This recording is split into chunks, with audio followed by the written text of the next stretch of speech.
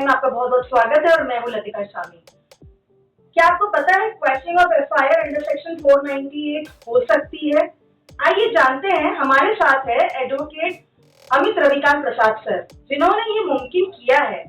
Bombay bench Nagpur का जो high court है वहां पर ये सिद्ध हुआ है, साबित हुआ है और high court judicial at Bombay high court bench Nagpur ने एक ऑर्डर पास किया है। किस बेसिस पे आपको मैं थोड़ा सा बताना चाहूंगी। सेक्शन 498A 506 34 ऑफ आईपीसी को लेकर आइए थोड़ा जानते हैं कि कौन उसमें याचिकाकर्ता था, किसने फाइल किया था। आइए बने रहिए मैडम। सर नमस्कार, मैं हूँ लतिका शामी। कैसे हैं आप? बहुत बढ़िया जी सर, सेक्शन 498 का मिसयूज तो हमने इस बीच में काफी देखा है, परंतु ये जो केस है थोड़ा सा इसके फैक्ट्स हमको बताइए। केस में ऐसा हुआ था, कंप्लेंट थी, she is a doctor by profession और कंप्लेंट किया था राजापेट पुलिस स्टेशन अमरावती में। जी। सास है और ननद है और उनके फ्रेंड्स हैं। जी। आप एफआईआर रजिस्टर की 498 50 जी। और बात एक ये है कि एक जो ननद जो है वैसे मिशिगन में रहती है। ओके। जो शादी जब हुई तब से वो वहीं रहती है। अच्छा। उसके बावजूद भी उसका नाम उन्होंने एफआईआर में डाला है।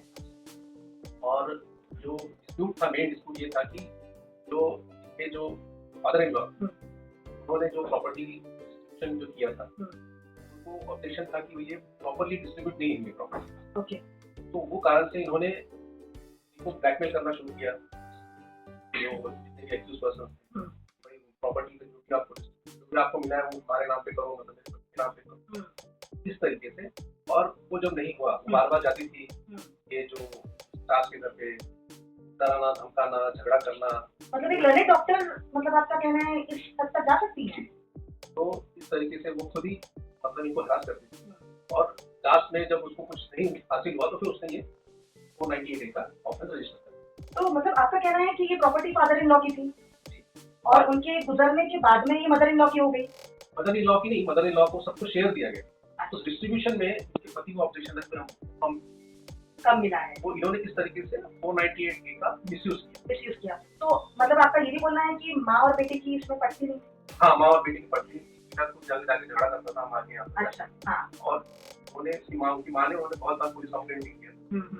तो इस वजह से ये कारण। परंतु सर, अगर हम देखते हैं फाइलिंग का, तो ये केस तो फाइल 2024 में हुआ था, फरवरी मंथ में। 23 में तो एफआईआर हुई थी सर, 10 तारीख को एफआईआर हुई थी, परंतु 24 में केस फाइल हुआ। तो ये इतना टाइम स्पेंड क्यों लगता है क्वेश्चनिंग ऑफ एफआईआर के लिए?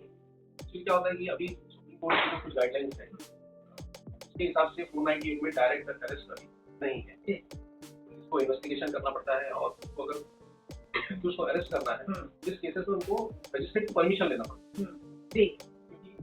अभी क्या होता है कि 498 का मिसयूज करते हैं। तो जो मिशिगन में रहते थे उनको सूचना पत्र नहीं दिया? उनको भी सूचना पत्र इन्होंने भेजा था। हाँ। लेकिन फिर बाद में फिर डिस्कशन करके क्वेश्चन को एफआईआर फाइल कर दिया था क्योंकि ये बैठता ही नहीं था। तो सर, कौन से डिविजनल बेंच में ये केस का जो जजमेंट आया है 26/8/2025 को, पंसारी साहब है और नवलीकर सर है, तो ये जो निष्कर्ष होता है कि 498 के सेक्शन अट्रैक्ट नहीं हुए हैं, उसके लिए क्रुएल्टी साबित होना चाहिए, ऐसा कुछ मेंशन होता है। और क्या होता है जिससे हम 498 साबित करते हैं? 498 में ऐसा प्रोविजन ऐसा है कि अगर कोई एक्ट करता है, जैसे रिलेटिव्स कोई एक्ट ऐसा करते हैं जैसे जो वाइफ है उसके पास कोई ऑप्शन नहीं रहता है कि वो सुसाइड करे या फिर उसको बॉडी में कोई इंजरी हो रही है, इस तरह की जो हो रही है तो ही 498 के अट्रैक्ट होता है। सही। तो सर, इसमें आप सिर्फ मदर इन लॉ की तरफ से थे या फिर बाकी जितने भी नॉन एप्लीकेंट्स थे? बाकी के भी जो मदर इन लॉ और बाकी भी लोग जो थे नॉन एप्लीकेंट्स, मतलब जो मिशिगन में थे उनकी तरफ से भी अपना रिप्रेजेंटेशन दिया है। तो आपका क्या कहना है सर कि ऐसे जजमेंट्स लोगों को काम आएंगे जिनके यहाँ पे सिर्फ प्रॉपर्टी का डिस्प्यूट बना के 498 डाल दिया गया, जो कि कोर्ट के सिरे से खारिज कर दिया है और साफ कहा है कि सेक्शन 482 में इसको हम क्वेश्चन ऑफ एफआईआर को हम एक्सेप्ट करते हैं? ये नॉर्मल ट्रेंड हो गया है कि 498 पर जब बहुत ज्यादा misuse supreme court, high court सब ये देखते हैं, हमको पता रहता है कि अगर ये तरीके का मिसयूज हो रहा है तो क्वेश्चन करते हैं। 498 का एक डेफिनेशन होता है, उसके इंग्रेडिएंट अगर नहीं बैठ रहे हैं एफआईआर में तो जो इसमें जो डॉक्टर लेडी हैं जिन्होंने अपने मदर इन लॉ और पूरी फैमिली को इन्वॉल्व किया, क्या वो अभी सुप्रीम कोर्ट के लिए दरवाजा खटखटा सकती है? ऐसा कुछ आपको रिजल्ट पता चला है? ऑप्शन है। मतलब इनके रिश्ते अभी भी सुधरे नहीं है? सुधरे नहीं। और मजे की बात ये है कि उन्होंने अपने पति को ही एफआईआर में उनका नाम नहीं। अच्छा, मतलब 498 अट्रैक्ट करने के लिए पति का नाम होना जरूरी है? पति तो मेन पति रहता ना, जो हमारा 20 करेगा। ओके, तो वो नहीं था, इस वजह से हमारा एक क्वेश्चन नहीं उस वजह से हाँ जो एफआईआर में जो इंसिडेंट है जी उससे 498 साबित नहीं हो पाया इसी। तो आपने सुना कि 498 के इंग्रेडिएंट्स बहुत मायने रखते हैं, अगर वो नहीं है तो क्वेश्चन इजीली हो सकती है। परंतु ये जो 1 साल का भी समय जाता है एक बुजुर्ग दंपत्ति के लिए, एक सीनियर सिटीजन के लिए थोड़ा सा बोल सकते हैं तकलीफदायक होता है कि आए, लेकिन ऑनरेबल हाई कोर्ट ने जो नागपुर बेंच में उन्होंने पूरी कोशिश की कि जितने जल्दी हो सके इसको क्वैश किया जाए या उसके इंग्रेडिएंट्स के ऊपर काम किया जाए। ऐसा नहीं कि बिना तथ्य जाने उन्होंने वो ऑर्डर पास किया, ऑर्डर बहुत सोच समझ के किया है। और एडवोकेट अमित रविकांत प्रसाद सर ने जो क्रिमिनल एप्लीकेशन 2024 फाइल करके उसमें जो क्वैशिंग की है, ये तो सराहनीय योग्य है ही। और जिनको भी ऐसी जरूरत पड़ती है सर, अगर किसी को जरूरत पड़ी और कोई आना चाहता है आपके पास ऐसे कुछ एफआईआर देके, तो आ सकता है?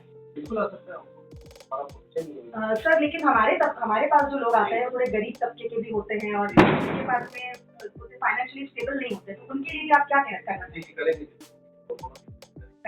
So मेरे subscribers, viewers, definitely they can come down. Sir is there to help you out in any of the matter, whatever it is. आप लोग welcome है. With cameraman Vivek, I'm Latika Shami for Press Legend 24.online. Thank you so much.